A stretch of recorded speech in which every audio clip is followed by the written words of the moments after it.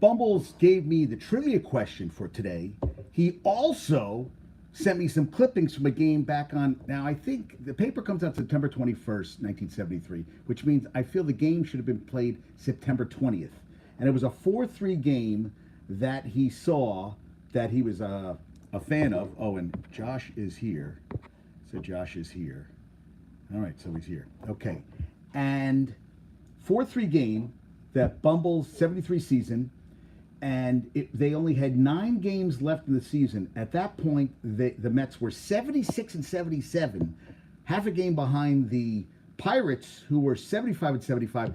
The Mets ended up winning the pennant at 82 and 79. Imagine that, and beat the Reds in the NLCS, and then lost to the A's, who were on a 3-year run, the second of 3 years in a row, winning the World Series. They lost in 7 games, and they outscored the A's 24-21 in that 7-game series. Now, Bumble says he went to a 2-0 World Series game with John Matlack, who did not pitch. But Jerry Kuzman pitched Game 4, a 2-0 shutout. He said he went to one of them. He was upstairs with his dad, freezing his ass off, but he watched the whole goddamn game. So he sends me clippings yesterday. They won this game 4-3, tied game, man on second. Pirate hits the ball off the left field wall, inches from going out. Ball pops directly into the left fielder's glove, who throws it to Garrett, the third baseman, who throws one out at the plate. They end up winning. And hey, Gumbo Chef has joined us today. Gumbo Chef, workout today, here now. He is a chef extraordinaire, and he's also got a green thumb. So Bumble sends me all that, and I was like, you know what? I said, well, who's your favorite player? Of course, he said it was Seaver, and he said, well, who's your favorite player growing up? I go, it was Louisiana Lightning. Ron Guidry, Gator, from Lafayette, Louisiana, the hometown of one Gumbo Chef. But yeah, he said that play stayed with him. That was something that resonated him with as a kid, and that play, that win, propelled them. He said they were in last place as of August 31st, and Yogi Berra was the manager, and they ended up getting from Lafayette. Yes, and Gene Tennis and Joe Rudy killed us. He said Ron Hodges was also a favorite player, backup catcher, cool on Connor's corner. He was a big hayseed. And I said, let's start off the show talking about this, because I thought it was kind of interesting. He's a big Met fan. He's a little older than me. Yeah, I guess we're 8 years apart. It doesn't really matter. Right now, 7 years apart? I don't know. Yeah, and he says he remembers that distinctly that year. And, they went to the World Series, and he sent me the clippings, and I was like, well,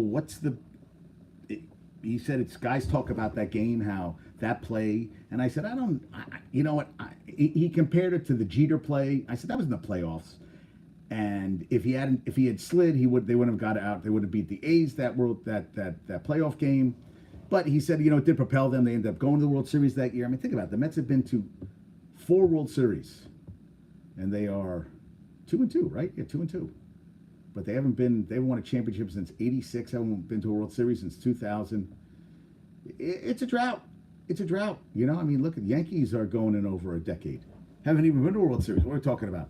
We're about to go 14 years, no World Series. Not even a taste. They're not even making the playoffs right now. It doesn't look like that's going to happen. And, I saw a great thing on James Dolan. The best way to get money is, what was it in the Justice League movie? He said, Batman, how do you have what's your superpower? He goes, I'm rich. I guess you can get all the toys. I'm rich. James Dolan, I'm rich. Yeah, you are rich. And the douchebag, I can't stand him. Yeah, he inherited it. I don't really like owning teams. Yeah, really. I don't really like owning teams. Owns the Knicks and the Rangers. 60-year-old told the Times that they're near and dear to my heart, but he's turned off by the economics involved in ownership, calling it kind of sleepy. He's passing adding a professional baseball or soccer team to his portfolio, but he's opening up the Sphere in Vegas, which looks amazing. I would love him to trade, to sell the team, but that's not going to happen. He says basically every fan thinks of themselves as the owner, general manager. Well, you suck. And he's had people thrown out of the games. He had the Charles Oakley thrown out of MSG. He's Isaiah Thomas. let that all the sexual harassment they had to pay off all those people. He's got so much goddamn money, he doesn't even give a shit. And he says, yeah, I'm not really, not really, don't like the economics, don't really like owning teams. Well, I'm sorry. I'm sorry it's so tough on you, James. And, here's the smallest, you hear that I'm hitting my who gives a shit button, and here I am, I'm playing the smallest violin for shut the fuck up. Stop complaining. You whiny little bitch. That's what you're, whiny. We don't like whiners. Stop whining. I can't, especially a guy who's disgustingly rich, and he has a band. He's been on some of the TV shows with his band. Yeah, you're really talented. Yeah. I have a band. I'm a billionaire. I have a band. Yeah, it's my passion, music. Yeah, I can put out albums because I have billions of dollars, but nobody listens to them except me. I'm so great. I'm bored of owning teams. Everybody thinks every fan thinks they're the owner. Think they know everything. Well, you don't, and it shows with the teams not winning shit in a long time. 1994, Knicks 73. Come on, it's been a long time, folks. Long time. And Percy Harvin said he was high in every game he played in the NFL. High every game. Now, I knew a guy named Nick DeShtick, may he rest in peace, and he used to get high before he lifted weights. And I tried it, and it was not a good experience for me because I just wanted to eat. I didn't want to lift weights. But for him, it worked. Now, maybe it worked for Percy Harvin. For me, I just want to, I'd think about going get some beignets. I'd think about going to a buffet, and I'd think about breakfast foods. I don't know if I'd be playing football. I maybe try to eat the football. But I saw that. I was like, high every single game. I don't think it locks me in. It didn't lock me in. If anything, I zoned out, or I'd hear a song forever. Everybody's different. But I saw that. I was like, Jesus. So Burrow might not play. Feeling better, but he could miss Monday night's game against they're playing the Rams Monday night? Who are the Bengals playing Monday night? NFL schedule this week. That's what I wanted to see. NFL schedule. We got the Giants tonight. No Saquon. No Thomas. No leading tackler. Yeah, that could be ugly. That could be very ugly. Cam Akers is now a Viking. We're talking to Gumbo Chef about that because now he's got Madison in his fantasy, and is that the guy you keep, or is Akers going to get more carries than him? And that affects a lot of people. I got rid of Dalvin Cook. I was trying to get that kid from the Rams, Kieran Williams. Did not happen.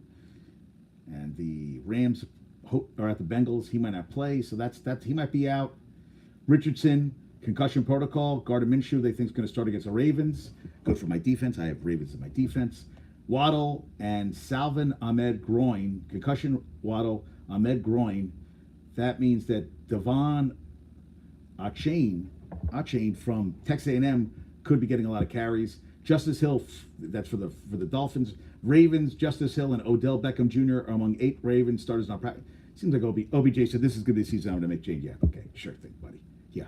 And now we hear you're dating Kim Kardashian, who's now on the newest season of American Horror Story. She's an actress now. She's a lesbian. It's amazing.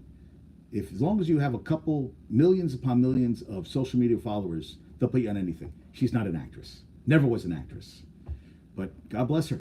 God bless her. So Justice Hill, Foot, Beckham, 8 starters not practicing for the Ravens.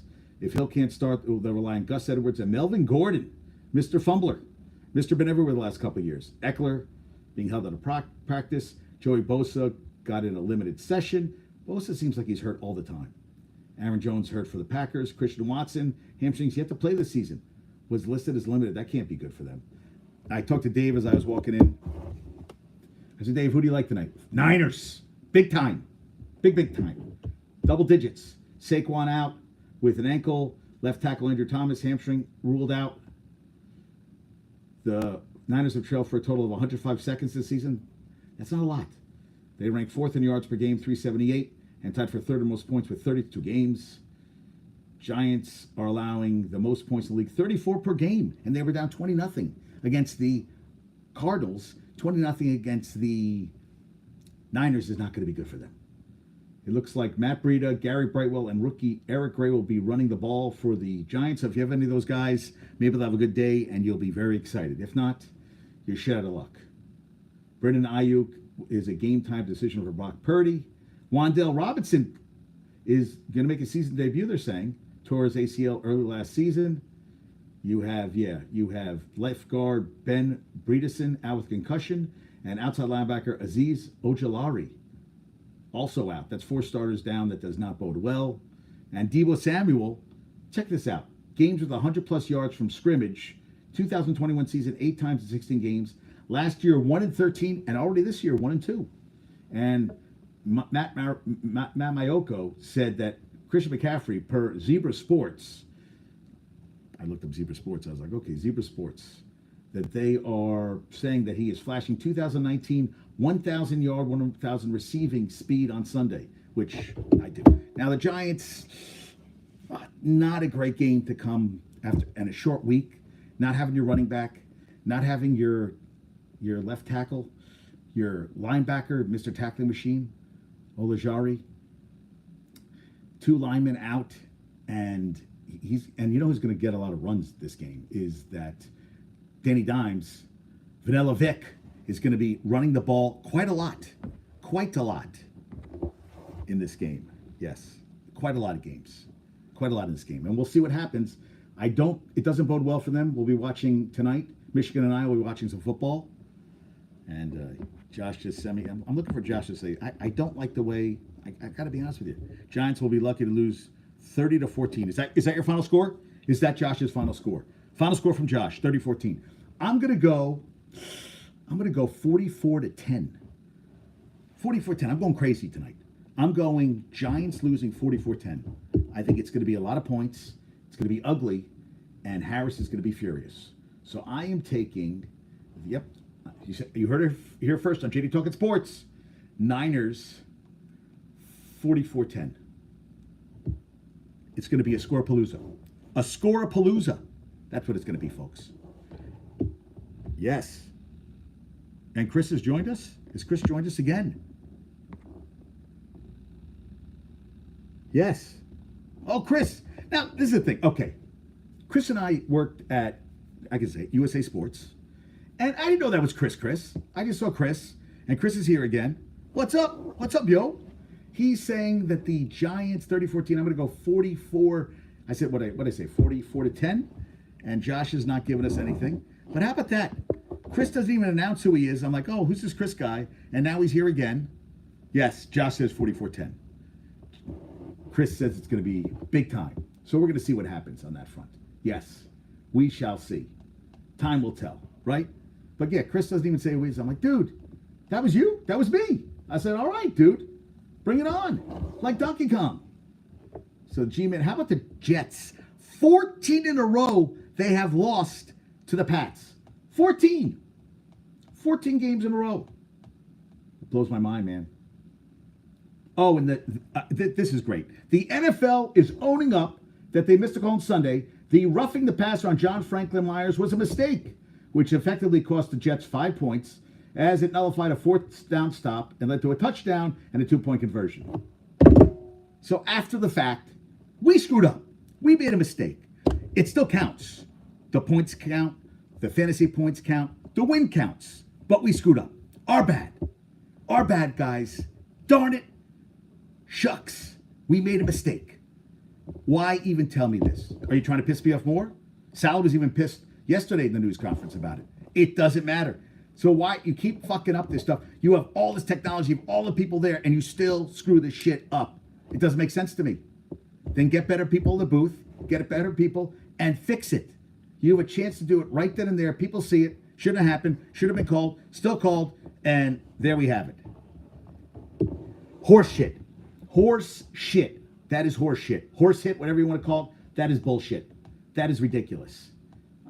I hear this stuff all the time. Oh, yeah, we made a mistake there. Yeah, isn't that? They just get to say, oops. Yes, Josh. Oops.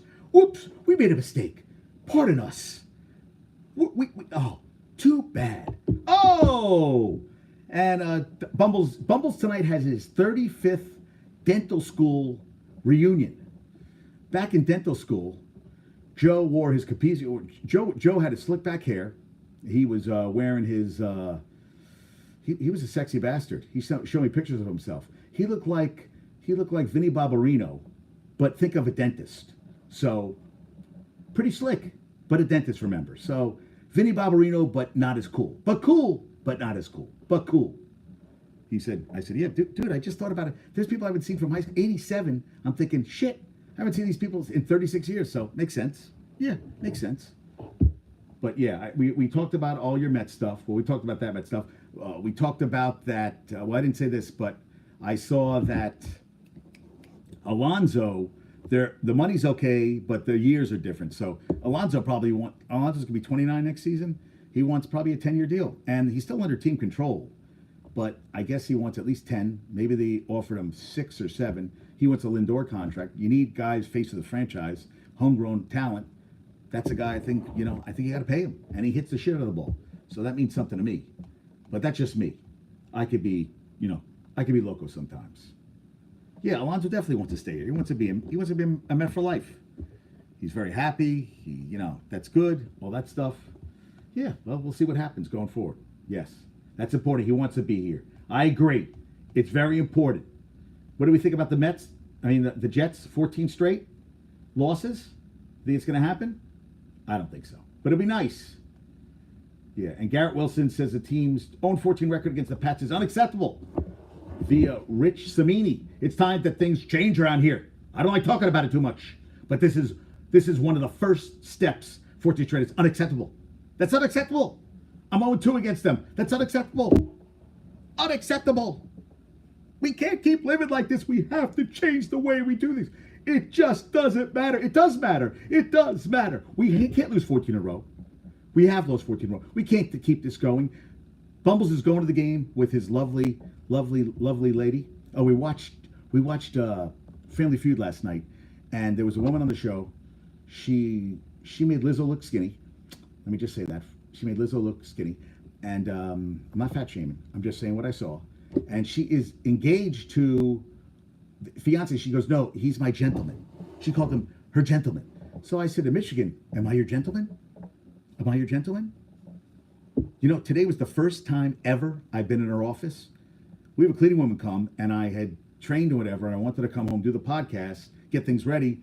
And the cleaning woman came because we got the goddamn the UN thing happening, and when they're not going with hookers and everything at night, they're supposedly doing things during the day that's supposed to help the world. But at night, freakiness goes on. And you can't they stopped her, and she couldn't remember where she was going, so she got here late. Usually she gets here like 10:30. She didn't get here till after 12. So Michigan let me come to her office. I worked on the show, and where was I going with this? The first time I was ever in her office, which I was like crazy. I was like, this is crazy. I've never been to her office, which I thought was kind of cool. Yeah, there's nothing gentle about me. Yes, nothing gentle. Thank you. So yeah, we watched it, and she said, my gentleman. I was like, gentleman? Really? I'm like, I'm dying to meet this gentleman on Family Feud. I was like, I got to see who this is. But so that's why I said to Michigan, instead of me being your boyfriend, I'm your gentleman. Yes, I'm her, and as are you, because you're very gentle. Like Josh is a gentleman, and Chris is a gentleman. We're all gentlemen, right? We are all gentlemen. Yes. Yes. Yes, we are. And if Garrett Wilson plays quarterback, maybe. Oh, that's pretty funny. Who said that one? Yeah, Chris said, if Garrett Wilson plays quarterback, maybe they win, not trusting. No, we're not trusting Zach. Not trying to send Zach at all. Not happening. I mean, we'll see what happens going forward. But, yeah, so Garrett Wilson doesn't want this to keep happening, which I hear. I hear you on that front. He's like, hey, 14 in a row, that's enough. Got to change the program here. That's what a teacher in grad school always said to us. Change the program. Change the program. Okay, let's change the program. Okay. Yeah, I inherited, I walked into a team that we haven't beaten the Patriots. I feel like that's why they brought me here. He brought me in Sauce here, the guys here, to make things like that change. It's time we do what we get paid for. I mean, Sauce doesn't look that great this year either. But Zach, to me, this is it. Now, we were talking with Akers getting traded to the Vikes. Does that, they're talking about getting a veteran quarterback, maybe even Gardner Minshew. But now, with Richardson hurt, but they're playing, to rebuild this year. The Colts. Is that a guy you'd bring in? Would you bring in Gardner Minshew? I bring anybody in besides Zach Wilson. Now, Kirk Cousins, he's in the last year of his contract. He wants more money. They're not going to give it to him. They're not going to give him an extension. They've already Cam Akers. They're trying to come back from 0-2 to playing the Chargers this weekend, which could be a high-scoring game. I mean, I guess we're going to see what happens. But, yeah, we're going to see. I feel like Zach Wilson has to win this game. And he's going to have to make plays during this game, and let's see if it actually happens. That's what I'm saying. Will it actually happen? I don't know. I don't think so. I don't believe in him at all. At all. But we shall see what happens. Yeah, and they said the Jets' cornerback unit is a big mismatch versus the Pats' wide receivers. One of the most efficient units, where the New England wide receivers rank 31st with 4.8 yards per target. But the Jets' linebackers and safeties will be challenged by the Pats' tight ends, running backs. Yeah, what's his name? Stevenson? Yeah, he's pretty damn good. And they have Gesicki and they have Hunter Henry, who killed me in goddamn fantasy this week. Had like 18 points. God damn it. Well, thank you, Michael Nania, for that one. Robert Salas says that Jeremy Ruckert needs to get in the field more. He's going to find his way into the offense. Why can't Belichick go 0-3? This would be, everything's different. Yes, let's see him go 0-3 this year. Let's see Belichick go 0-3. Dude, you're going to the game. You're a Jets fan, and you're saying they can go 0-3? Come on, dude. You can't say that to me. You got to be for the team. Yeah, they're saying Jeremy Ruckert should get more playing time. Azuma really isn't that good. And, yeah, Ruckert, young guy, let him do it. So he will not go 3-0. Okay. 0-3. And Sale and Dwayne Brown think he's fine. Trust me. So you're saying, so give me your score. So what are the Pats winning on Sunday? Come on, give me a score. I need a score. What's the Pats Jets game on Sunday there, Bumbles? Dr. J, give me a score. Give me a prediction. Because I want to hear this. And Salah says he's not considering any offensive line changes. Dwayne Brown's fine, even though he didn't play fine last week. Said everyone has to do a better job after the Dallas loss, including the coach. They said all that shit off. I am tired of hearing we all got to do. So they lose 23-14. Bumble says 23-14. 23. Okay, so we're going to write that one down because I want to keep track of that one. Bumbles 23-14 Pats. Okay, Bumbles 23-14 Pats. No way Bill goes 3-0. Goes 0-3. I'm sorry, goes 0-3. Okay, it's there. Yeah, I mean, we're gonna see. We're gonna see what happens. But Salah says that the coaches have to work better. Everybody has to be better. You said he got beat by the better team with the Cowboys, so the better team won, which means you are throwing the white towel in a way, saying the better team won. You came in saying during Hard Knocks, saying we're not going to let other teams kick us around. We're going to kick the shit out of everybody. And you got your asses kicked by the Cowboys. You got the shit kicked out of you. Hey, listen, that Bills game, you lost your quarterback 4 plays in and you won a goddamn game you had no business being in, and you got the job done. For all the positive work you did in the first game of the season, you lost all of it in game 2. And if you lose this game, then the fans are going to be like, we're done. And then that's a problem too, because the next week you have to play the goddamn Chiefs. And you know that they're not happy how they're playing so far. But I guess we're going to see what happens. I feel they have to win this game. They have to. And Zach Wilson's going to have to come out and worry less about the headband and more worry about playing some fucking football. That's what I feel. Yes, that's my opinion. And Billy Ron had a good point. DeAndre Swift, I know ran for $175, but Jones, 380 total yards, 3 touchdowns, a 103.5 passer rating. Do I think Zach could put up? No, but I think the team could put up more. I think the defense could get some points. I don't think Zach could put up 7 points. I don't think Zach is good for one. Hey, what did he contribute to the game? Oh, they got 10 points? 10 points last week. No, I don't think he's good for 14. But I think the defense could hold. I don't think Mac Jones is a good quarterback either. And I think they can rattle Mac Jones, and he can throw some shitty passes, some interceptions. And I think Sauce is to make up for dropping the ball last week. And DJ Reed said this is the 85 Bears, the 2000 Ravens defense. Well, let's see it, because I didn't feel like I saw it against the Bills, and I definitely didn't see it against the Cowboys. And they are not playing. The defense doesn't look great, and that's supposed to be their strength this year. And I know it's only 2 games in, but I need to see a D coming in and kicking some ass, because it's only going to get harder. They're going to play the Chiefs the next week, and that's going to be even. They're going against Mac Jones. Mac Jones isn't good. He's void. He's void. He's not good. And we'll see what happens, right? We're going to see what happens. Mac Jones is the best quarterback in the AFC East. Are you fucking stoned? Are you kidding me? He's better than Tua? He's better than Josh Allen? No way. Bumbles, you are smoking some Chiba. You are smoking some major Chiba. No way. No chance. No way.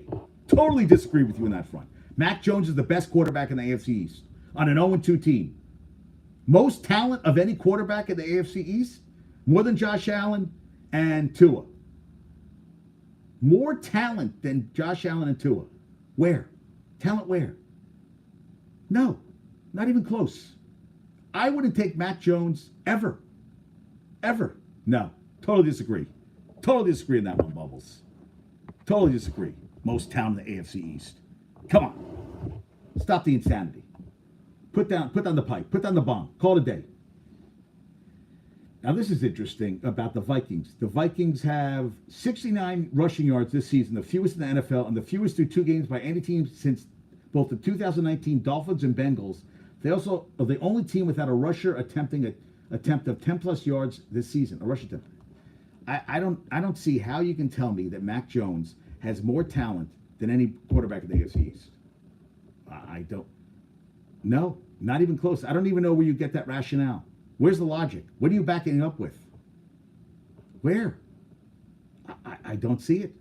You're telling me he is the most talented. That means arm strength, elusiveness, winning games, all that stuff. He's the most talented. I don't know where you see that. I'm very perplexed by all this. And now I love all this stuff. This NFL Rookie Watch. Gronk thinks that even if he has weapons, you're still telling me that he is a better quarterback than Tua or Josh Allen. How? How? You're not backing it up with anything. You're telling me he's the most talented, the best quarterback in the AFC East. Put him on the Bills, he'll suck. No, I totally disagree. Josh Allen can elusiveness, stronger arm. Tua, to me, has shown things this year. Nah, I totally disagree. I wouldn't want, if I could have any quarterback in the conference, yeah, he'd be right up there with Zach Wilson. I wouldn't even want him. I wouldn't want him. There's nothing in Mac Jones that I want. No, I don't think anybody else is agreeing with you. That's the thing. There's nobody else I can hear that's going to, I want to ask anybody out there right now who is going to agree with you that Mac Jones is the best quarterback in the AFC East. I don't know anybody who's going to agree with you. Bring me something. I don't think you've given me any valid points. He has no weapons. What makes him the best quarterback in the AFC? I don't see it. He doesn't bring teams from behind. Yeah, ask. You just said it. I'm asking. I'm asking you to back this up with anything, with proof. I'm not hearing anything. Yeah. All I hear is crickets, crickets, crickets. Mac Jones, best quarterback in the AFC East. Huh. Yeah, I just don't feel he's that guy. Makes a lot of bad decisions. Talent and arm strength. You tell me he has more arm strength than I'm blanking on Josh Allen? Elusive? Where's he elusive? Where is Mac Jones elusive? And you're telling me that Josh Allen's not elusive? Tua's not a pocket passer. He can get away from the rush. And arm strength? Really? You know, he was the guy who backed up Hurts and Tua. He was the guy after them at Bama. Won the national championship. Yes, I thought he was a good player in college, but I don't think it translated to pros. And I thought he took a step back last year too. So, yeah, I don't see it. Yeah, you're not sold on Josh Allen. He lost to Zach. Well, he's thrown a lot of turnovers. I agree, but I'd still take him over Mac Jones any day of the week. I still feel like he does things with the football that other guys just can't do. And he looked damn good last week against the Raiders. He lost to Zach. I don't know if he lost to Zach. I think he lost. He threw 3 interceptions, 2 in the end zone, had a fumble. I think he didn't lose to Zach. He lost the game for the Bills. Bills should have won that game. There's no way the Jets should have won that Monday night game ever. So I don't know. Yeah, I can't say I'm on the same page with you at all. And a lot of people aren't sold on Josh Allen because they feel like he's become a turnover machine and he does dumb stuff in the field and he's jumping and he's running when he shouldn't and he's throwing bad passes, making bad decisions. Yeah, I think his turnovers have gotten out of control. But I still think there's a lot of talent there. And maybe he's doing too many goddamn commercials. And I thought Tua on Sunday Night Football against the Pats looked pretty damn good. Had some nice, they took away the long ball, took away Tyreek Hill, and he was passing the ball all over the place. I like the way Tua's looking this season. I do. I think the Dolphin team is a pretty good team this year. Yeah, I think they're going to show us something. Bills, I'm not sold on. Pats, no. Pats are done. Pats they just don't have enough talent. And Mac Jones, if you have to win a game at the end, he's not going to win you the game. Hey, he had a chance against the Eagles, couldn't get it done. He blamed himself. Game 1. And he really played like shit for a while and then got a little hot at the end of the game. But, they were losing. I was talking to the Giants. I just did talk to Giants. Is she listening right now, Babs? Ask Babs what she wants to talk about. Yes, I did talk about them already. I picked them to lose 41-10. They have 4 guys out tonight. You have no running back. You have no running attack. You have 2 linemen out, and you have your outside linebacker. You be screwed. Yes, 41-10. I'm taking the Niners. That's how badly I think they're going to play. Giving them the most points per game. Yes, you did miss it. You missed the whole stuff on the Mets. Everything I talked about. I talked about you at the beginning. And then you come to me and you talk to me that the best quarterback in the AFC East is one Mac Jones. And you render me speechless because I don't know where you're getting this from. Maybe you are buying the marijuana that's being sold out in the streets. Epic Man, how you doing? You want to talk any sports, Epic Man? You bring it on right now. What do you want to talk about, Epic Man? Epic Man 28, what do you want to talk about sports-wise? Bring it. Now, I saw this about Gronk with talking about Caleb. Well, they're already talking about where he's going to go in the draft, which is a little ridiculous. I think this stuff is stupid as hell. And what did he say? I'm just like, dude, really? Is this stuff we're talking about? Several Viking fans have also reportedly begun to root for Caleb Williams through several media outlets because, Gronk says the Cubs will be shipped out and the tank for Williams will hopefully be on if they lose this week, which I don't think is a good idea. And they're saying Caleb Williams and Justin Jefferson will be lethal. Can we play more than like 10, 12 games this season before we talk about tanking? Teams can start off 0-3. It doesn't matter. You can come back and win something. I mean, honestly, really? And I was looking at teams with the fewest sacks allowed this year. Raiders 0. Yeah, they're 1-1. Rams 1. Chiefs 1. Dolphins, Bucks, Cowboys 1. Most sacks allowed. Broncos 0-2. Browns 0-2. Right? Browns. Bears 10, Giants 10. Here, hey Babs, here's some Giants talk. Giants give them 10 sacks in 2 games. That's really bad. 2-year offensive lineman out the game tonight. Not good. Mr. Nick Bosa, ready to play. Got big contract. Bad things happening for Giants tonight. Very bad things. Let me eat my words. Maybe something will happen. Maybe Daniel Jones will turn into the second coming of Tom Brady, which he won't. And the Giants, once again, will get blown out in the first half. And it'll get ugly and uglier, and Babs will throw something to the TV. She'll be screaming, pulling her hair out, and she'll be like, good God, what is wrong with my Giants? The Giants suck. The Giants suck. Well, and the Jets, Bumbles is going to the game, and he's already bashing and saying that Belichick won't be 0-3. Well, Commanders 10. The Texans have given 11 sacks in 2 games. That's not good. And Bam Knight, who I liked on the Jets, signed to the active 53 for the Lions. Where, I don't know, they have Gibbs, so why do they need Bam Knight? But what do I know?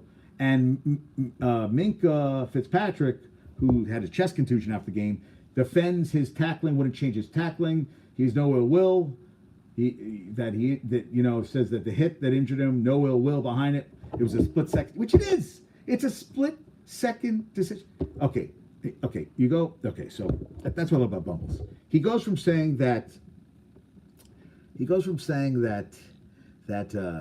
Mac Jones is the best quarterback in the AFC, and now comparing Daniel Jones to Jim Plunkett, who basically was the number 1 pick in the 1970 draft out of, was it 70? Was Jim Plunkett? Jim Plunkett. Number 1 pick out of Stanford, where you proceeded to have some success and then have a lot of shitty years. Let me see, did I get this right? Was he number 1 pick in 1970? Yes, 71. Number 1 pick in 71. He played with New England from 71 to 75. Didn't do much. Then he went to the Niners from 76 to 77. Went to the Raiders in 78, and then couldn't even win the starting job. And then he proceeded to win the Super Bowl in 80 and 83. So you're comparing a guy who's played 3 seasons to somebody who didn't win a Super Bowl until 9 years, well, basically 10 years after, 71, 72, 73, 74, 75. 10 years into his career, he won a Super Bowl. So you're comparing Daniel Jones to Jim Plunkett, who had to go to number one pick in the draft, might I add, and then proceeded to really do nothing with the Niners sucked back then. They went to the, similar styles. How do they have similar styles? What's similar about them? I don't remember Jim Plunkett running with the ball. Yeah, I don't see it at all. Similar styles. No, not even close. And Jim Plunkett was a big, big boy. I love Jim Plunkett. And then he won 2 Super Bowls with the Raiders. He was awesome. Nice arm too. Cannon. But yeah. Both can't throw. They can't throw? How can you not throw and be in the NFL, Bumbles? I was watching the game on Sunday, and I'll tell you, Daniel Jones was throwing the ball. And throwing it quite well, might I add. He looked quite good to me. So again, I feel like you're just throwing stuff against the wall and just saying, will it stick or not? It's good to have someone like this in the show because he, brings his lively banter here. And yes, hello. Epic Man is not talked about. And no one else, that's what I love about Bumbles. He's participating. That's all you can ask for. He's excited. He's going to his dental reunion. He's going to wear his tuxedo t-shirt. He's going to have a good time tonight. He will. He'll have a very good time. Jalen Warren set for an increased role with the Steelers. I feel like it's week 3. Jamal Williams, Saints, he's out with a hamstring this extended time. Kamara suspended, the team's only remaining back. Kendra Miller, who seems like he's been hurt all the time, and Tony Jones Jr. So we'll see how that works out going. And Taysom Hill, who rushed for 79 yards. That's a guy who's going to come out. Baker Mayfield graded as 3rd best quarterback in NFL, which is awesome. He's only behind Tua and Mahomes. You got a lot of pull. Yes, you do. A lot of pull. You pull a lot of teeth. That's exactly. You pull a lot of teeth there, buddy. His next opponent is Eagles defense that has given up the 2nd most passing yards in the NFL. And Philly's a 6.5-point favorite. I feel like he'll come crashing back to earth on Monday night. Yom Kippur, at the end of the fast. We shall see how that goes. Bills, James Cook. Yeah, he's a good player. I like him. Now I thought that Dak Prescott. This was for Chris, but I think Chris had a split. That Dak Prescott says it's almost a dance between him and the receivers this season, as routes and throws time up perfectly. Yeah, they're at the Cardinals on Sunday. Dude, it is 2. We are going crazy over 2 games. Let's see if the Cowboys can keep it going. I still think it doesn't matter what they do regular season. 15-2, 16-1. They'll choke in the first round of the playoffs. I do. I think they're gonna stink it up. And Osa Odigizua, defensive tackle for the Cowboys, he took care of his body before this year. Upon hearing how Aaron Donald trained, he dialed with the intensity. All right, let's try it out. Yeah, isn't that? I mean, why would you're a professional athlete and you have to look at Aaron Donald's workouts and say all of a sudden we got to turn it up a notch? Why wouldn't you want to turn it up a notch by yourself? Why do you need motivation? Oh, only good thing about Jets is Woody is a huge Trump donor. See, that's where the good stuff comes from. Bumbles. Yes. But we're talking about Osa right now, and I feel like Osa, that he needed Aaron Donald. He had to hear that how hard his workouts were, and that's what triggered something inside of him. You're a professional athlete. You're trying to become the best of the best. What do you think these guys do to become the best of the best? I don't know. I feel like you got to work your ass off. And work your ass off you must. Yes, work your ass off you must. Ridiculous. I mean, I feel like this is... Oh, and Jerry Jones, majority owner. People like him make the decisions about their teams in the league.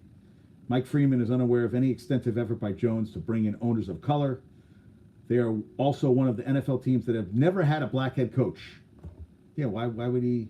Why would you believe he'd push to get owners of color? He hasn't even hired a black head coach, and he's owned the team since 1989. He's just a douchebag. Because Jerry Jones ruined the franchise. They won anything since '95, and that's what it is. Jerry Jones only cares about Jerry. Jerry Jones is Jerry Iego, like Danny Aiello, the actor. The ego of Jerry Jones is so huge. That's why he needs AT&T Stadium. He needs basically a box for his ego. He's like, I just feel like you say one thing, you do another. No, hey, Yankees never have never had a black head coach, black manager. No, nope, never. And I have a client of mine. She grew up. Mom was from Puerto Rico. Dad was from Cuba, and they rooted for the Mets. because the Yankees were lily white and nothing really has changed. Up top, it's always been a white manager. Maybe it's time for a change, guys. It's not working. It's not working at all. Aaron Boone should be back in the booth and get out of the managers. I feel like he's done all he can. I don't think the team's that good. You got Stanton, who's hit 188 this year, and he says maybe I have to work on things so I can actually run to first base or run out, get a double or something, not look like I'm a 55-year-old instead of a 33-year-old. Well, that's a disrespect to me at 54. I mean, come on. He says it's terrible looking at his batting average, dude. 188? Are you kidding me? You're have a contract through 2027? Come on, that's horseshit. That is horseshit. That is bullshit. Ridiculous. And John Makata said, Trevon Diggs, does he know the passer rating opposing quarterbacks have against him this season? He said, no, what is it? 1.0. He goes, damn. Like, come on, guys. Yeah. Not Boone's fault. So I guess it's not Buck Showalter's fault then. If it's not Boone's fault, then it's not Buck's fault. You said you wanted Buck gone. I find this kind of interesting. It's not Boone's fault. Is it Buck Showalter's fault, the Mets this year? I'm just asking. I'm asking for a friend. Because you said that Buck has to go. I say Boone has to go. The manager is the one that gets the players on the field, that has to coach the players on the field and make decisions. Cashman couldn't sign an Italian in the Vatican. But he has signed guys. He got Judge to come back. I disagree. I just think he's been the GM for 25 years, and that's 24 years too long. Okay, so Boone, it's not Boone's fault, but it's Buck's fault because he can't relate to young players. I call bullshit on that too. I just think Buck is a guy who's been around too long, and his style of coaching is gone. I feel like he has had enough chances with enough organizations. What is it? Okay, so Yankees, Diamondbacks, Orioles. Now, I mean, how many different goddamn teams do you have to manage before people say enough's enough? Now, you guys won 99. How many you win last year? 99? And 100? You won 100 last year? And this year you're on pace to win less than 80. No bueno. So I think Boone sucks. And I'm okay with him going. Big time. Big time. So I said this Cowboys defense is the highest havoc rate. Divides tackles for a loss or no gain, plus forced fumbles, plus interceptions, plus pass deflections, plus pressures by total plays. They have a havoc rate of 80.2, which is 20% more than the Saints, Bills, Packers, and Commanders. We'll see. I mean, now they get to fewest yards, 193 yards per game, and 0.5 per game for 2 weeks. They get week 5, they get the Niners. We'll see how that works out. And that play, did you see that play by Brendan Schooler from the Pats? Joe Biden. Yeah. See, Bumbles, you say stuff like that, and then I see, that you just are throwing stuff, you're just saying stuff to try to be funny. I'm trying to have a serious conversation here, and you're talking about nonsense. So we'll keep talking about Mac Jones is the best, the best quarterback in the AFC, and Buck should go because he can't relate. But Boone can relate to the younger players, which is bullshit. He's not getting anything out of it. The Yankees are not having a good season. The Mets aren't having a good season. And in New York, it's win or go home. And I feel both managers need to be replaced.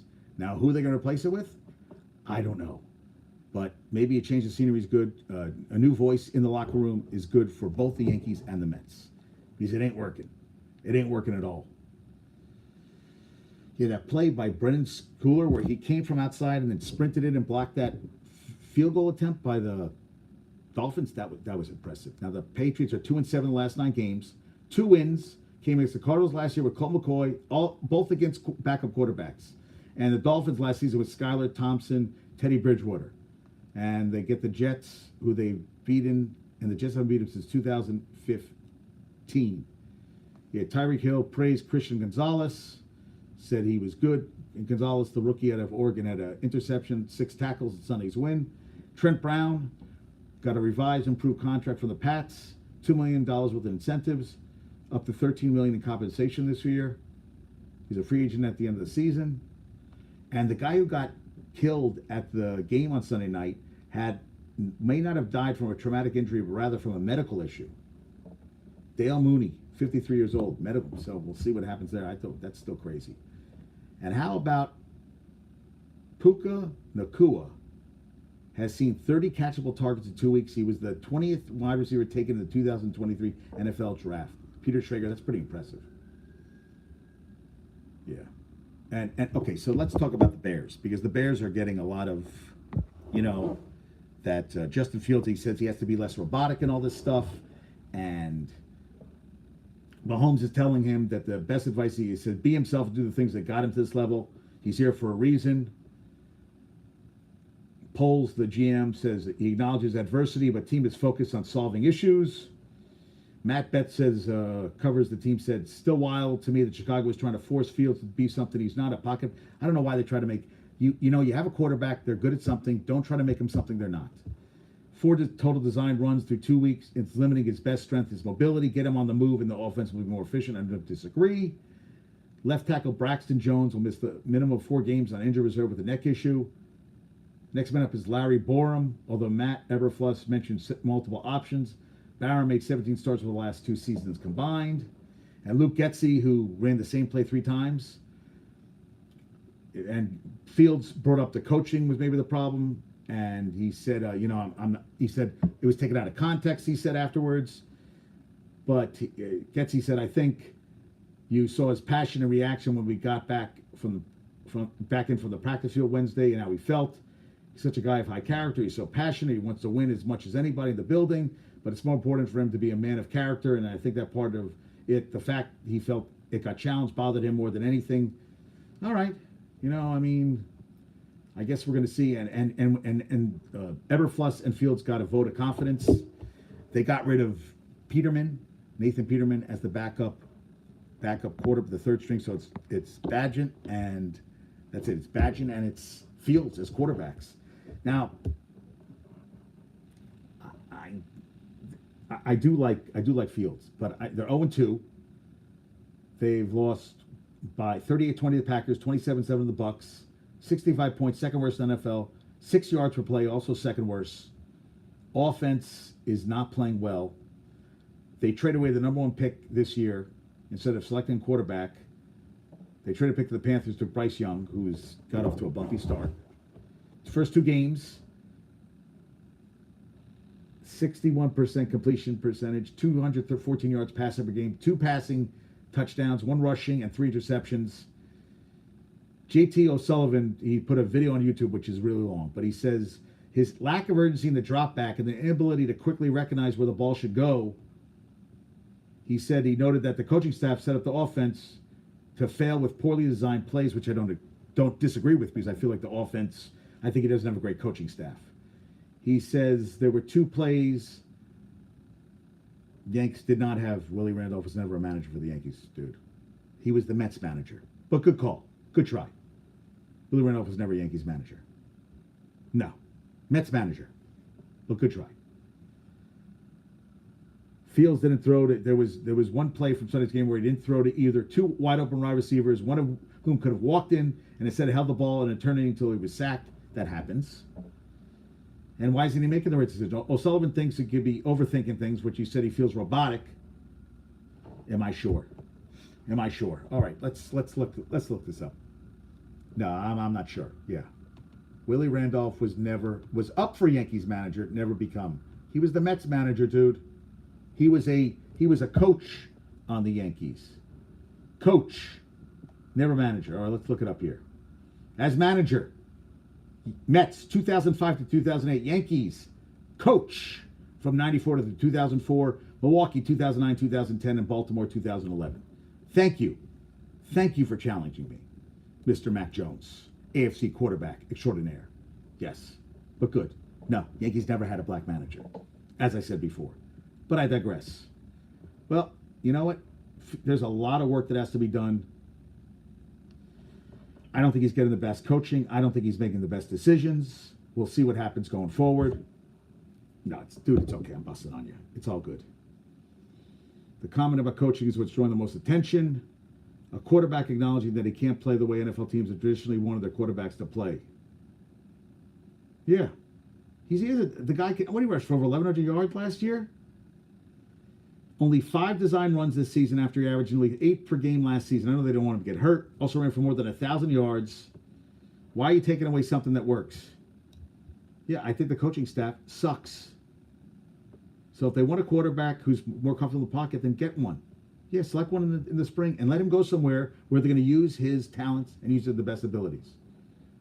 I mean, he said they want him more of a pocket passer, which he worked on in the offseason. And the strip sack, he said against the Bucks, his instinct was to take off, but he stayed in the pocket. So what are you going to do?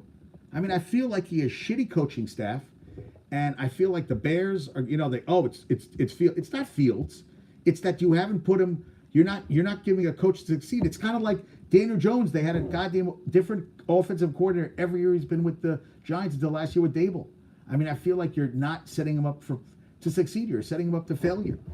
And I'd like to see what Fields could do that with let him use the gifts that he was given. I think he has a point. Yeah, I think he says I don't think it's too many coaching voices, but I just think when you're fed a lot of information at a point in time and you're trying to think about that info when you're playing, you can't have that in your head. It's like I remember we did a play and every line I said he was giving me, he gave me a line reading after every line. Like I'm like, dude, I want to tell him take the script and you can act and I'm going to go home because that's not acting to me. If you're going to tell me what you want me to say every goddamn line, then you can get up on stage, you can act the play. And so I felt like I was just doing what he wanted it to be, and that's not acting. So I remember doing that play. I was like, what the fuck is this guy? And if I agree, once you get in the field, you got to be able to play fast and free. And he doesn't have the coaches to Eberfluss. Come on. I feel like the Bears haven't had a good coach in forever. I think Ditka won. That's why the great guys won, because they have a great staff around him. Belichick with Parcells. You had the 46 defense. You had Buddy Ryan with Ditka all those years. You have, Niners had a great. Niners had Walsh. Bill Walsh was amazing. But Andy Reid is a genius, and I definitely think that we're seeing some of Bieniemy this year. I'd like to see what he can do coaching a team. But you got to have somebody that's doing the other job for you too sometimes. And I just think the Bears and the fans have to be furious with this. It's just shitty football. It's just a shitty product out there, and the fans deserve better. Everybody deserves better. I totally agree. And Jay Kuda put that he said one game with 320 passing yards, Justin Fields, since he graduated from high school. So what does that mean? And then Alan Williams, the defensive coordinator, resigns. Personal situations. They said they raided his house. They said Peanut Tillman, who is now in the FBI, they said that was all bullshit. Some guy posted it, but something happened, and personal situation, and he resigns. I mean, you're 2 games of the season, and your defensive coordinator is resigning. Listen, we were in grad school. We lost our voice teacher within the first 4 weeks, and the program was shit the rest of the way. They brought a teacher in, Jabba the Hutt, Bonnie, and she did a shitty-ass job, and she didn't want us. She didn't pick us to be in the program, and we suffered from it because she didn't feel we were doing what she wanted us to do. We were not her people. And I feel there's something to be said about that. And it's a mess. This is a mess. Neon Boost. Are you going to ask me next what my favorite color is? Football. That's your question, dude? Dude, we're talking about sports here. We're not talking about my favorite sport. You have some sports stuff to talk about? I mean, that's the thing. If we're going to talk, let's talk about some cool stuff. Talk about what do you want to talk about? I'll talk about anything. But to ask me what my favorite sport is, football. Okay. Next question. Come on, bring it. All right. We lost some crowd today. That's okay. Burrow could miss the game. I said Saints, Marcus May. So we got a DUI, but it's listed as a NFL, violating the NFL policy on substance abuse, which I'm trying to wrap my head around that. But he's going to miss the next 2 games. Former Jet, Marcus May. How about this from Zach Kiefer? Anthony Richardson reached a top speed of 19.1 in his first TD run. The average quarterback turns that into a touchdown only 1.8% of the times. On his second touchdown, he had only a 6% chance of scoring. He is a unicorn, but he can't stay healthy. Devontae Adams was not happy with the hit from Taylor Rapp late in the game. He said, was it necessary? Completely obviously. He said, but certain players play a certain way. Yeah, listen, he has something to say. Rapp is a second-round pick of the Rams 2019. First season with the Bills, has yet to start. He has a point there. He said, some people out of control, then fly around. They really have much true purpose out there. I mean, playing a half field on one side, you run over and hit somebody in the head on the other side of the field. That's the kind of stuff that contributes to you not being on the field. That's why you're in when you're blowing us out by 25 at the end of the game. Maybe if that man learns how to play the game the right way, he'll see the field. Ooh, that was a bash. You also got your asses kicked. So I feel like after the fact. But I do think that, headhunters and stuff, you got a point to say there. But that stuff, And Chandler Jones, with all the stuff happening off the field, he's on the non-football illness. Yeah, and I saw that too. I was like, I don't think players are worried about him. I don't know if he's going to be coming back anytime soon. Playoff wins since 2018 when team allows 31-plus points. Mahomes, 3. Every other team in the NFL, 3. Thank God, that isn't that crazy? Team allowed no other quarterback in NFL history has won 3 playoff games in his career when his team allows 31-plus points. If only Marino played now, because he went to 1 Super Bowl? Crazy. 9 teams are 2-0. 7 of the 9 teams are in the NFC. Only unbeaten team in the AFC are the Dolphins and Ravens. The only matchup between 2-0 teams in Week 3 is the Eagles and Bucks. Since 2020, 12 of the 14 teams to start 3-0 reach the playoffs.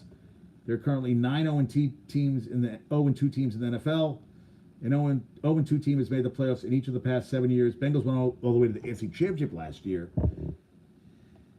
Yeah, crazy, right? So you have the Bengals, Broncos, Vikings, Chargers. Well, Vikings, Chargers playing each other. Bears, Patriots, Cards, Texans, and the Panthers. And Puka Nacua has the most yards after the catch, 111. CeeDee Lamb has 103. Jefferson also 103 for the Vikings. Bijan Robinson 95. Hal sent me a cool video of him juking out the who they play the Packers. He's on. And Jalen Warren 94 for the Steelers, who's going to get more plays this week. And Tariq Woolen chest likely out Sunday versus the Panthers. And Artie Burns is now on the 53-man roster. Yeah, he was a former first-round draft pick. I don't know. He's not that good. Kenyon Drake signed as a running back. Justice Hill turf toe. Week 3 unknown. And they had all these running backs for fantasy that are having. There's some running backs having some good numbers this year. Let me see if I can find it. Oh, and Stockton won the last game 1-0. They play 4-0-2. Saturday they open up their NJAC competition. Yeah, 13 running backs averaged 15 expected points per game or better in 2023. Only 10 last year.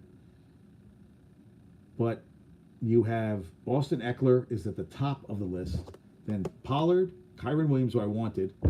Bijan Robinson, Deion Jackson from Indianapolis. They don't think he'll keep that up. Derrick Henry, Saquon, who's out. Kenneth Walker III.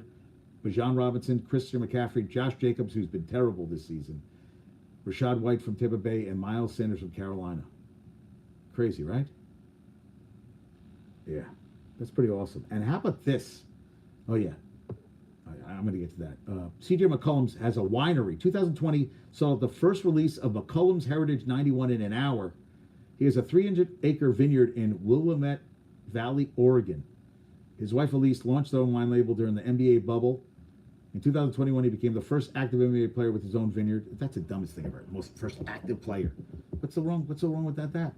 Multiple microclimates, a 5-acre reservoir, irrigation ponds, a quarry, and a nursery, all allowing him to grow his own grapes.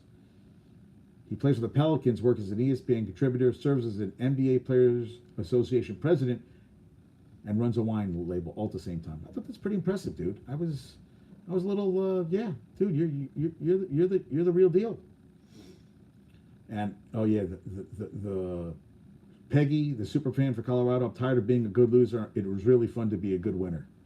And they're talking about relegation. One college administrator, relegation in college football, 3 tiers and 24 teams. I don't think that's going to happen. I mean, yeah. I mean, come on. That's crazy, right? That's crazy. Yeah, I saw that. I was like, holy shit. Mike Trout and Corbin Carroll, the only rookies in baseball history with 25 home runs and 50 stolen bases. But really, Mike Trout played and then came in for a full season, but Corbin Carroll has been a rookie playing from day one. Yeah, right? Did he play it all last year? I think this is his first year playing, and he's having a hell of a season. Yeah, he's the first guy to Corbin Carroll. Let me see his stats. Give me your stats. I think this is his first season playing. Oh, he played 32 games last season. I don't know why he's the first. Well, the first full season. 25 home runs, 50 stolen bases. Only rookie to do that. Well, Mike Trout did it too. That's what they're saying. He's the only rookie that I'm seeing. Mike Trout did it. So I'm like, guys, it sounds like it's 2, it's not 1. I'm like, you can't say it's 1 and 2. Make up your mind. Who is it? Is it yes? Is it no? Is it yeah? First rookie in AL National League to post 25 home runs and 50 RBIs. So the guy said that it's Mike Trout and Corbin Carroll both did in their first full season. I'm like, it's a little different. And Micah Parsons got his 3rd NFC Defensive Player of the Week award.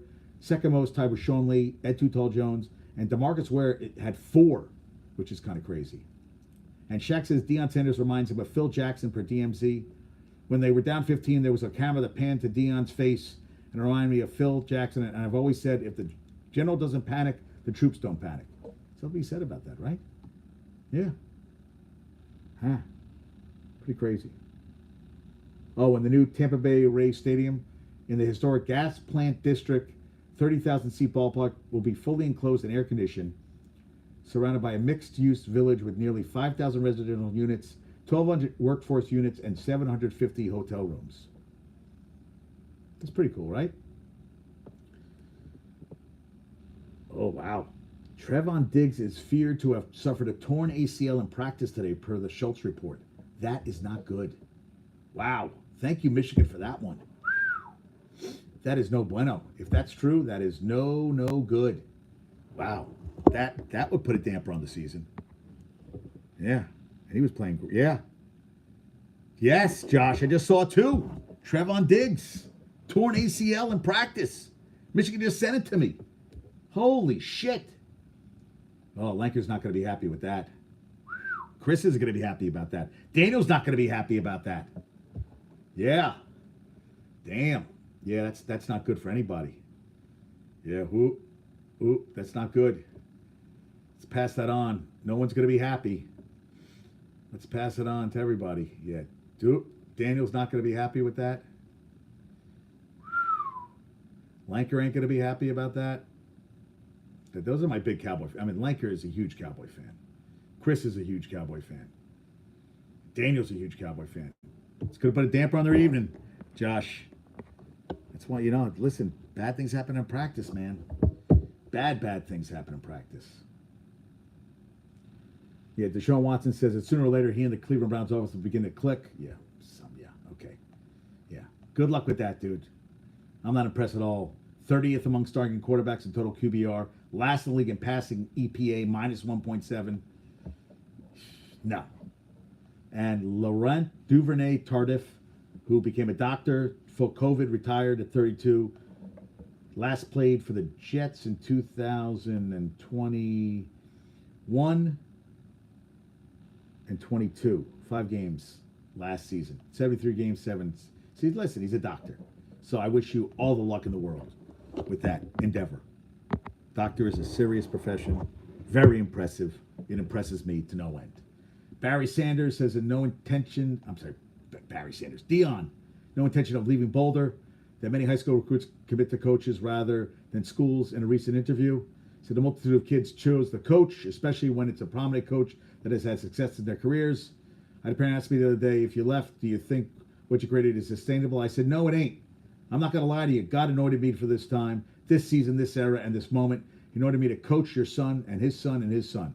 That's what God has anointed me to do. This is my calling. A little full of yourself? Well, and he said, he also said, in a monument, not a moment. He said on critics saying what's happening in Colorado is a moment. It's a monument, not a moment. We haven't played a complete game yet, he said, when they go against Oregon next. We'll see how that goes. He also did a trademark for four trademark applications. Prime Effect, Coach Prime, it's personal, Daddy Buck. He keeps going on, I mean, I'm glad he's spiritual, but to think that, the buck stops here, hey, listen, he's different. He's very confident in himself. He's succeeded at all levels, and, played baseball, played football, NFL, all that stuff. He's got a good son. I agree with Tom Brady that instead of worrying about the car he's driving, he should spend more time in the film room. Even if he's joking, he's not really joking. Because what really matters right now is he's spending more time learning his craft, getting better at it. And, young kids think they know everything. Not that, I mean, I'm not saying he's not putting the work in. But if Tom Brady's telling you that you got to put the film work in, you listen to Tom Brady. Tom Brady's done it all. And here's a guy trying to help you out, then do it and get it done. So I saw that. I mean, Shadur, what's he driving? A $190,000 car in college? It's a little much. A little much. And I know a lot of people I don't want them to lose. But I also feel like, sometimes I think Prime feels like he has to say something. He always has to be on. Well, he's got a goddamn film crew filming every goddamn part. He's got a documentary going and everything. Like, he's doing everything. That's the way he does things now. He has to be everywhere. Where I think really the focus should be on football. And not about, what I'm shooting and all this stuff. But that's the world now. Social media. Everywhere and everywhere and everywhere and everywhere. And Warren Sapp reportedly is going to join the team next year. Planning to join the coaching staff for the next season. And the top 2 trending videos on YouTube the other day, on Tuesday morning, $5.5 million views, were Deion Sanders' 60 Minutes and Colorado State highlights. Okay, and Ryan Day's making $9.96 million this year, 5.2 salary increase. And how about tight end Cam McCormick, petitioning ACC for a 9th year of eligibility? 9! Began playing college football in 2016. First 7 years at Oregon. Redshirted in 2016. Played before playing 13 games in 2017. Injured first game in 2018. Missed all the 19 and 20 seasons. Returned 2021. Played in 2 games before suffering a season-ending injury. 2022, healthy. Once again, played 13 games. He's a key player on offense for the Hurricanes this year, especially as a blocker. He said, when I got to college, I knew blocking would be a quicker way to get on the field, playing with great effort. He's not saying. He was the 470th overall recruit and number 27 tight end in the 2016 recruiting class. The number 1 overall pick in that recruiting class was Rashawn Gary, now on his 5th season with the Packers. Number 1 tight end that year was Isaac Nauta. 13 games in the NFL with Detroit and Green Bay. 3 catches, 16 yards. Last play in the NFL in 2020. Got cut by the XFL last season. I was like, damn. So you see all that stuff. 470th overall recruit, and he's going for his 9th year of eligibility. Why not? Why not? Get a graduate degree, take more classes, and you get to play the game, because you're not going to be able to play it forever. He's not going to go pro. He knows what he's good at. I say, hey, ride the wave as long as you can, man. That's what I would do. I thought that was pretty awesome. Yeah, I saw that. Yeah, wow. I mean, I saw that. I was like, 9th year of eligibility. And then USC suspended this reporter, Lincoln Riley, this kid named Luca Evans. One of the violations was that he called the president by her first name at a press conference. He also went to talk to a player without asking the coaching staff, and then he did a feature on him, which the father of the player, he was shy and everything, introverted. He wanted to do a piece on him. And the father said, yeah, that's my son, laughing about it. And they suspended him. There's a guy writing, and USC decides, and Lincoln Riley, who they said is not great with the media, has suspended a beat reporter. And they asked Chip Kelly about that. And Chip Kelly goes, wait a minute, you can do that? You can suspend him? Yeah, and Riley declined to get into specifics, saying we felt it was far enough that we needed to act on it. You needed to act on it. Yeah. And Jeff Perlman says, I think Katie Ryan is just taking orders from she works in the, I guess, PR department at USC, taking orders from another D1 football coach who thinks he's God, but this is absolute bullshit amateur hour from USC. Beyond shameful. Would be nice to have media relations people stand up for the media, which they didn't. Yeah, I mean, I saw that. I was like, really? That's what they're doing? That's ridiculous. And Baylor has beaten Texas 28 times in school history. The Longhorns got their 28th win over the Bears in 1950. Kyle Umlang has the best stuff. They play Baylor this week. And how about Eugene F. Buddy Tevens, longtime Dartmouth coach and player safety advocate, died on Tuesday. Sustained injuries after he was hit by a vehicle in March while he was riding his bicycle. 66. Another coach won more games at Dartmouth than Tevens did. 117 wins, 101 losses, 2 ties over 2 stints, 5 Ivy League titles during his coaching career at his alma mater. His wife revealed that the former coach's right leg had to be amputated from the accident. And in May, they named Samuel McCorkle as interim coach for the season. He was continuing rehabilitation. I guess the accident was, I mean, that's sad. His first stint with Dartmouth was 87 till 91, and then returned in 2005. In 2010, he eliminated all full contact practices throughout the year. The Ivy League adopted the practice 6 years later. He began using a mobile virtual player, which was a robot that could be used as a tackling device. Yeah. Roger Goodell said that his impact both on college football and NFL has been enormous. He's been a leader in making our game safer through breakthrough innovations. He's a pioneer in hiring female coaches, 2 of whom are currently coaching the NFL. He played quarterback at Dartmouth and was named Ivy League Player of the Year in 78. I thought that was pretty cool. 66, way too young. Bicycles, people suck. And the SEC has won 13 of the last 17 national championships in football. Alabama 6. A monopoly already exists, and nobody was trying to regulate how much these schools spend on facilities and coaches, which I agree. And, you know, Lane Kiffin talked about who's the real defensive coordinator. Nick Saban's the best. He goes, I'm concerned with what we do and our team, our coaches, and how they work together as a unit to do the best job for our players. I'm not really concerned about anything else. He said he hasn't watched Deion Sanders coach much, but I have a tremendous amount of respect for Deion Sanders. He's a great person, and he's done a great job of marketing the program to create national interest. You think so? Marketing? Yeah, maybe. Hey, they're 3-0. Picked to win 2.7, and they asked about the status of the quarterback cake. I think the cake's been in the oven, out of the oven, back in the oven. I think it's ready to go. That was hilarious. And Indy's hosting Ohio State, and back in 2017, Georgia took over Notre Dame, so they want that to happen again for this game. That's one thing they're talking about. And since '94, Notre Dame is 11-41 against top 10 opponents, 4-19 in top 10 matchups. 10 of the 19 losses have come by 14 or more points. Notre Dame has not beaten Ohio State since 1936, and in their 5 matchups since '95, the Buckeyes have won each game by 10 plus. But you got Sam Hartman. Can they snap the streak in South Bend? Maybe. This could be the year. This could be it. And XFL, USL talking about merging for the 2024 season. All right. Good luck with that one, folks. Liberty Suns are playing in the semifinals. The Wings are going to play the Aces in the other semifinals of the WNBA playoffs. Yeah. And Jonquel Jones, 2 games combined, 39 points, 26 rebounds, 4 assists, and 5 blocks. She is good. They advanced for the first time, their first postseason series since 2015. Liberty lost in 2022 first round, received byes in the second round where they lost in 2016-17. Hey, got to win that first one to get to the next one. We'll see if they set a franchise record for wins. I mean, 23-11 was their best season in 2015, 32-8 this year. They beat the Mystics in 2 games. Natasha Cloud, 33 points, career high, 9 assists, and they cheered her after the game. She was like, she appreciated it. They won in overtime. Yeah, that was I watched the end of that game. Yeah, she had a hell of a game.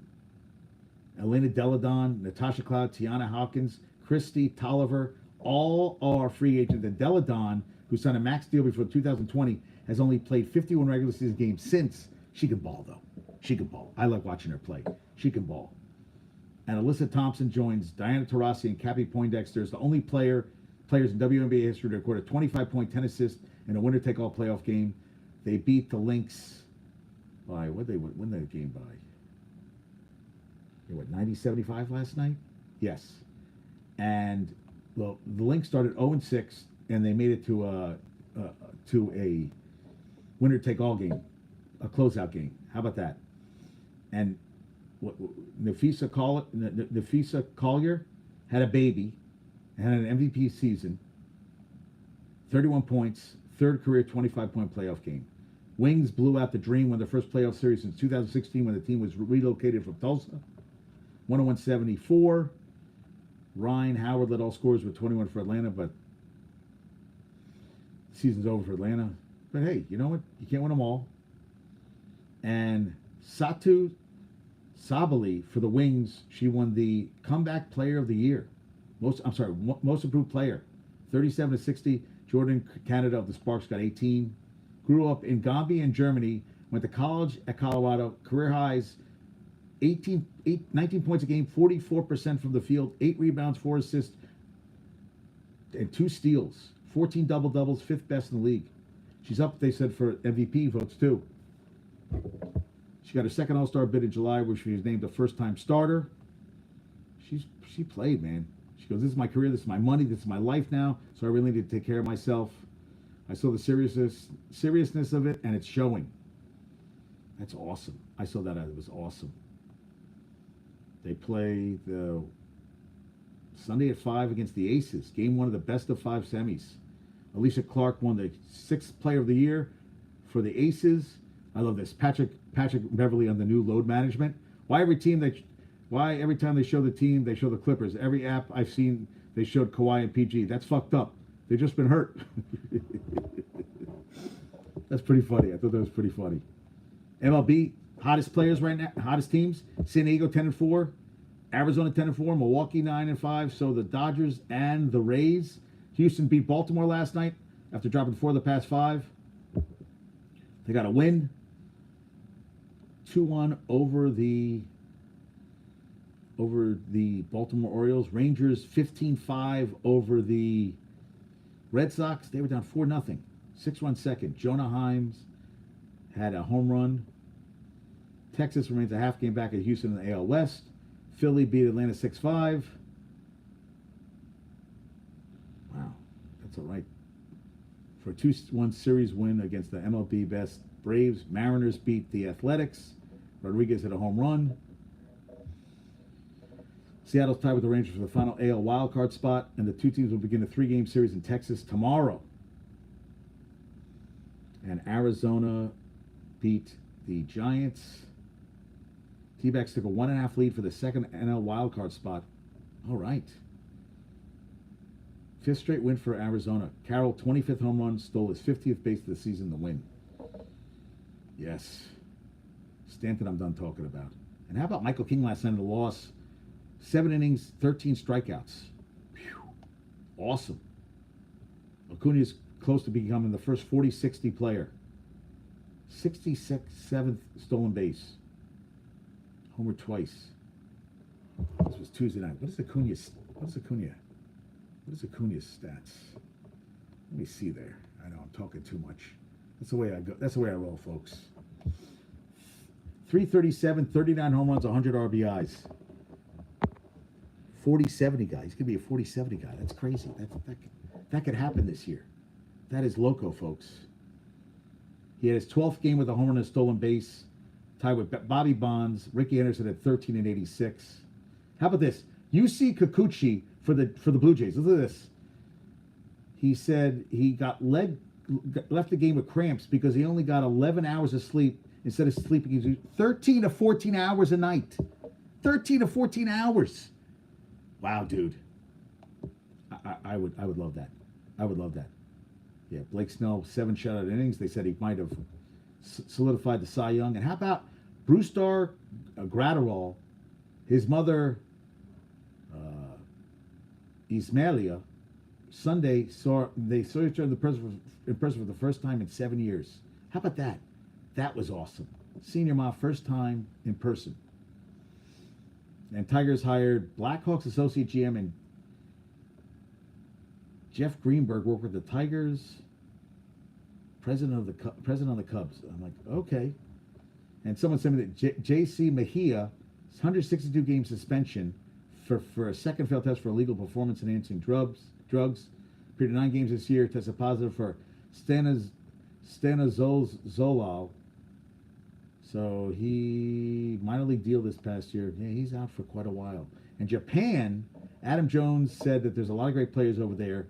He said Madasaka Yoshida, his former teammate, predicted that his former Buffalo teammate, but he also spent a year with the Buffaloes of the Nippon Professional League, said he would have an impressive rookie season with the Red Sox.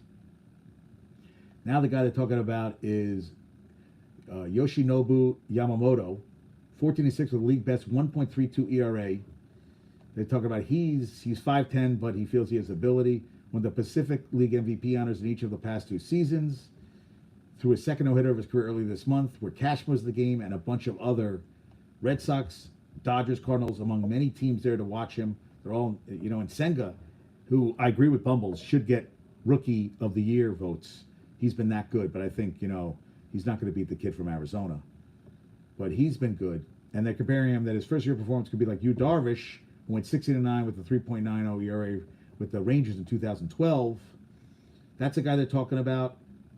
Another guy they're talking about, well, the problem is that Kazuma Akamoto, they haven't posted him, so he's not going to be a guy. There's a guy, Shoto Iminaga, left-hand pitcher.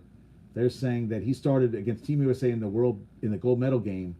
He allowed 1 run in 2 innings. That's a guy, they plan to post him this offseason. He's a number 2 or number 3 starter, they're saying. Yuki Matsui, left-hand pitcher, one of the top relievers, 27. They said he preferred to sign with a major league team. Naoki Uwasawa, right-hand pitcher, familiar with the fighters he plays for the Nippon Ham Fighters. Darvish and Otani played on that team. Not as accomplished, but he, potential back-end starter or long reliever in the major leagues. Kona Takahashi, also another pitcher, right-hand pitcher. Yeah, so I guess that's a guy they said.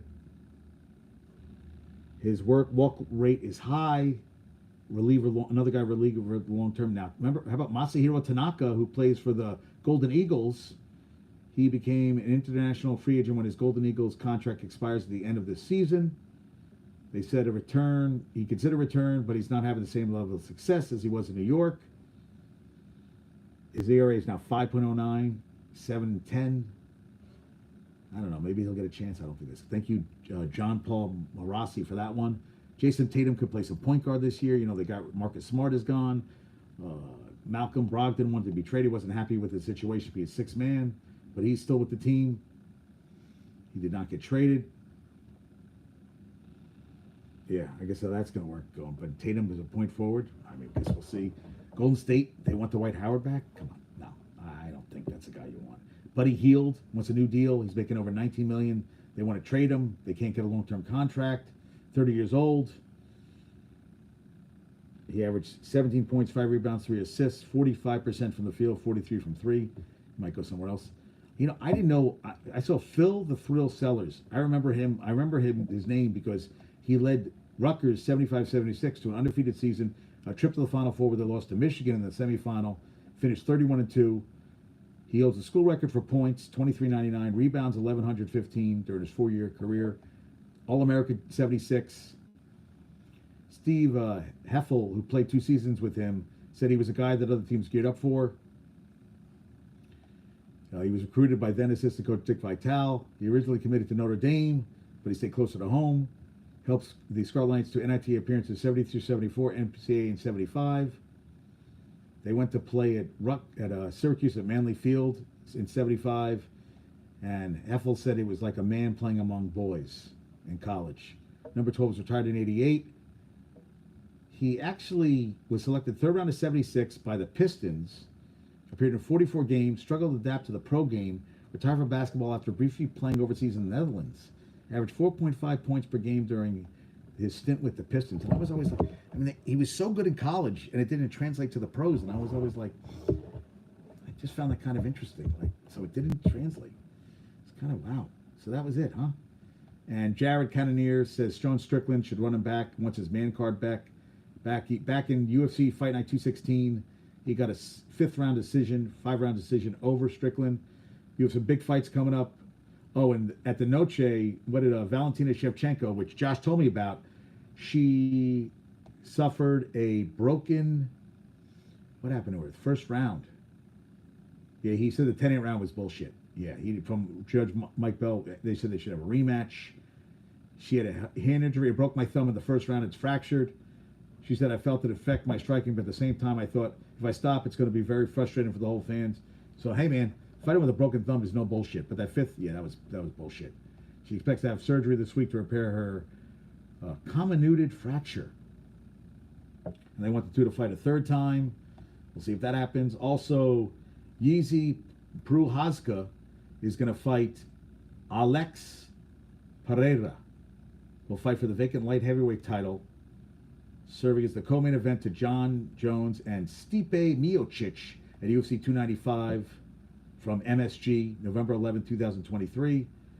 And Leon Edwards will fight his welterweight. Will take his welterweight crown, put it up for grabs against Colby Covington in UFC 296, December 16, 2023 in Vegas.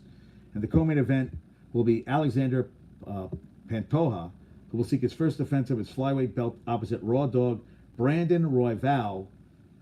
They fought. This is their second fight. Pantoja upset Brandon Moreno back in July, and he submitted Royval in second round back in Fight Night on August 21st, 2021. Jack Hughes, first practice. Hey, he had injury in the playoffs. He's looking good.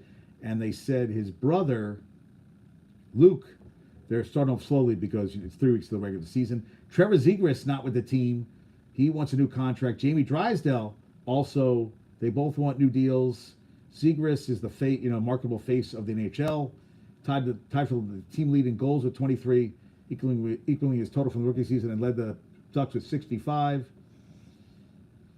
Elliot Friedman from his 32 Thoughts podcast earlier this month from Sportsnet reported the Ducks and Zegras figure to arrive at a bridge deal of short-term length rather than the 7-year extension that Troy Terry got. Zegras is not eligible for arbitration, and it's given Ducks general manager Pat Verbeek more time to push for a contract closer to the terms he's seeking. Zegras' agent, Pat Brisson, confirmed the two sides are in talks, but his client can't be a camp of a deal didn't get done by Wednesday. So they also brought up that the Ducks have agreed to a 3-year structure, but a tangible gap remains in annual average salary. So Brisson said it's not moving much. And Drysdale also completed his rookie contract, but is coming off a season limited just 8 games, torn labrum in his left shoulder. And they said Drysdale really doesn't have much of a negotiation, given he only has 1 complete NHL season under his belt and isn't eligible to receive an offer sheet. He was the 6th pick in the 2020 draft, 21-year-old Drysdale, but he had 32 points in 21-22 to rank 2nd behind Detroit Red Wings' Moritz Seider and rookie defenseman scoring. Now, this is the thing they said. Zegras and Drysdale have been in Southern California since early September, been skating with teammates in informal player-run practices, but their participation has come to a close at the start of the camp. So Zegras, a 3-year agreement could prove more beneficial for the center, with the prospect or even expectations of the salary cap going from 10 to 12 million, increasing by 10 or 12 million over the next 3 years. He could get a gigantic third contract if he, becomes the player that they think he'll become. So I guess we're going to see what happens. And Jack Hughes is, his friend who played with him on the U.S. national team development program with Zegras, said, I think he's good. I think he's a great player, best player on their team. It's good for the league. He needs to be back. I agree with that. How about the Penguins? Pittsburgh Penguins have sent players to personally deliver season tickets, and sometimes Sidney Crosby delivers. The 27th captain is Brad Marchand. You're going to have, starting this weekend, exhibition hockey in Australia, first foray in the Southern Hemisphere between the Kings and the Coyotes. And James Hagan, the potential number 1 pick in 2025 NHL draft, committed to BC. He had 66 points, 26 goals, 40 assists in 43 games with the USA National Hockey Team Development Program under 17 team in 2022-23.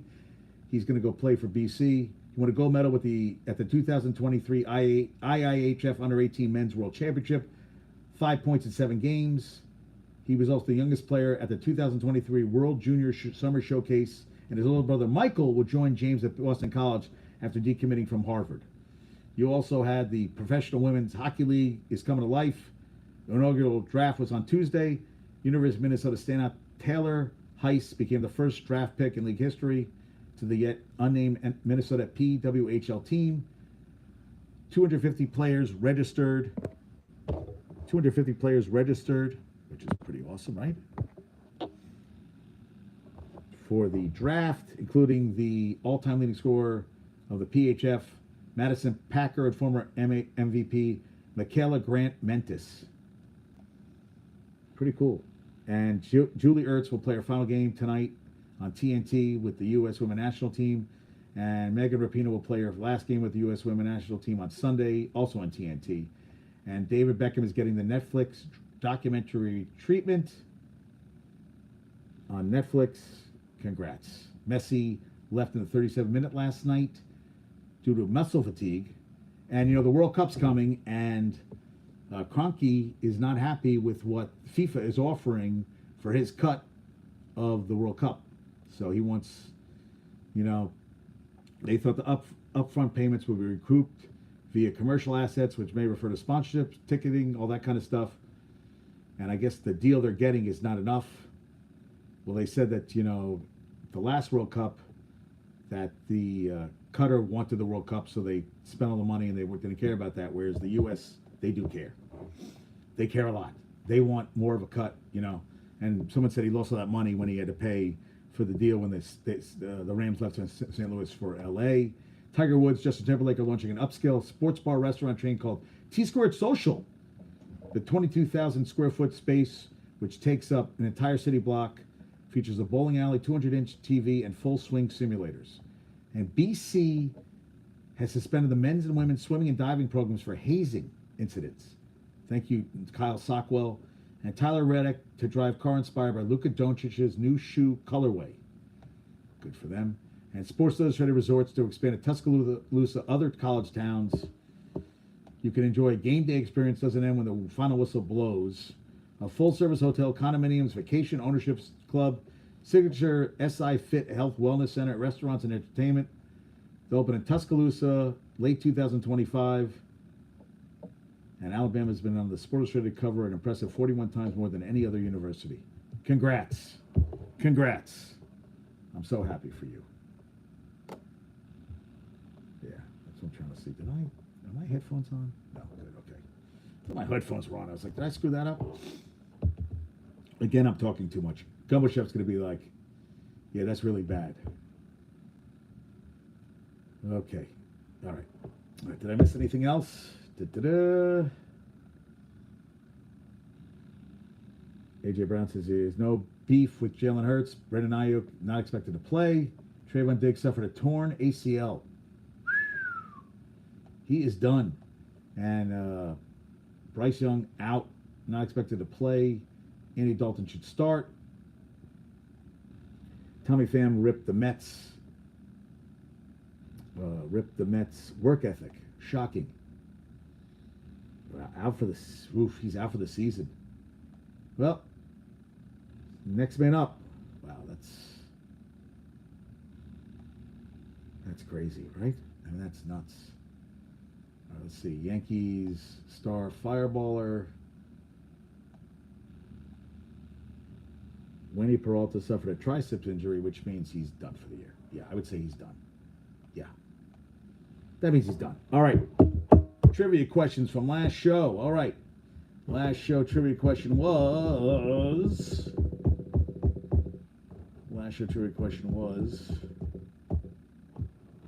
Bears historic season. What did they do during their historic 12 straight games lost? They gave them at least 25 points in all of them. Okay. Today's trivia question is from Bumbles. It's a great one. Name the 3 Mets who have finished second and the player who beat them out for Rookie of the Year. There's been 3 Mets who have finished second.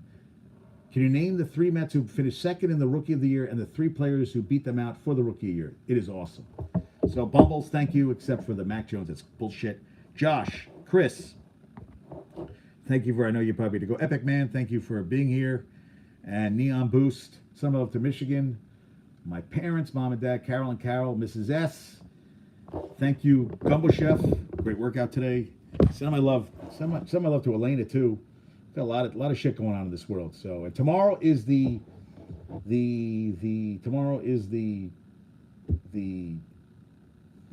reunion for Olympia Gym. Josh said he might want to come. Yeah, if you want to come, it's tomorrow 7 to 11. It is 7 to 11, and let me get the place of it. I saw it somewhere. It was somewhere. Yeah, let me get that before I call it a day. Let me see. Okay, it is tomorrow, 7 to 11, Avenue Bistro Pub in Verona, New Jersey, and I'll be recording my podcast live. So everybody have a great night. Peace out, and I'll talk to you soon. Adios, amigos.